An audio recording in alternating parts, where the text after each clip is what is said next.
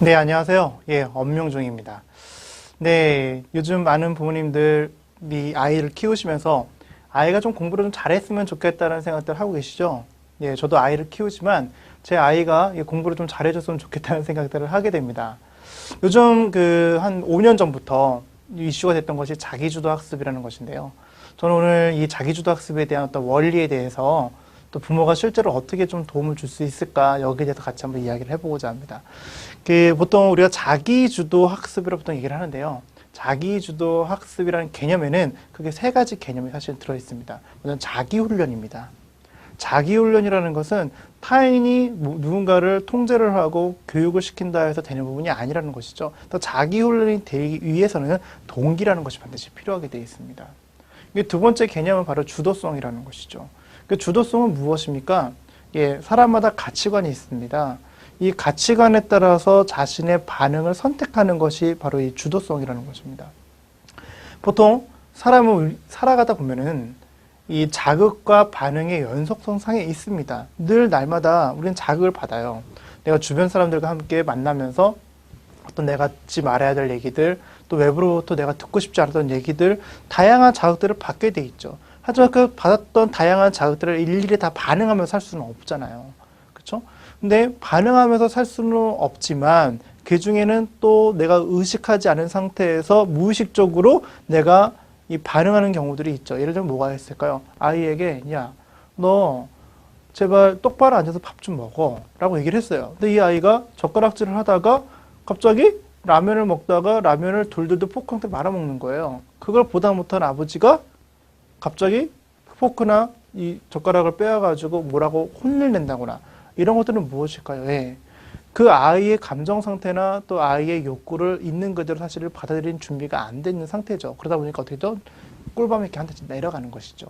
우리는 그 상태를 주도성이라 이야기하지 않습니다. 따라서 주도성이라는 것은 자신이 올바른 길로 자신의 몸과 생각과 모든 반응들을 올바른 걸로 이끌어가는 것이 주도성이라는 것이죠. 그래서 주도성에 대한 정의를 프랭클린이라는 사람은 이렇게 정의를 내렸습니다.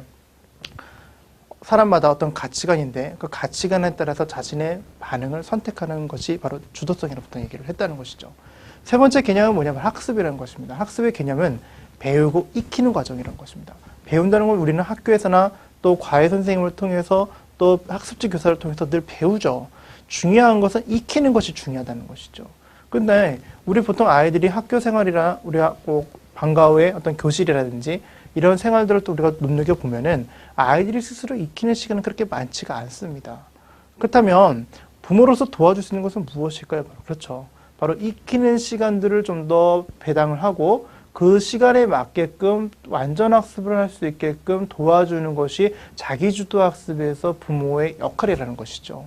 그래서 우리가 이 자기주도 학습을 한다면 부모의 언어를 통해서 아이의 동기를 유발시키기도 하고 아이가 스스로 자신의 가치관에 맞게끔 행동하고 책임을 질 수 있게끔 하는 것이 궁극적으로 자기주도 학습의 궁극적 목적이라 할 수 있겠습니다. 그래서 자기주도 학습을 이루는 보통 세 가지 이 계획이 있죠. 첫 번째는 이 목표입니다. 그래서 아이들이 어떤 목표를 가지고 또 목표를 가지고 거기에 맞게끔 계획을 세우고 끊임없이 그 계획을 습관으로 연결시키는 이 트라이앵글 시스템, 이 중심에는 뭐가 있을까? 저는 거듭 말씀드리지만 이 중심에는 무게중심을 있는 것은 바로 태도입니다. 많은 부분들이 이 자기주도 학습 얘기하면 어떤 기술을 얘기를 하십니다.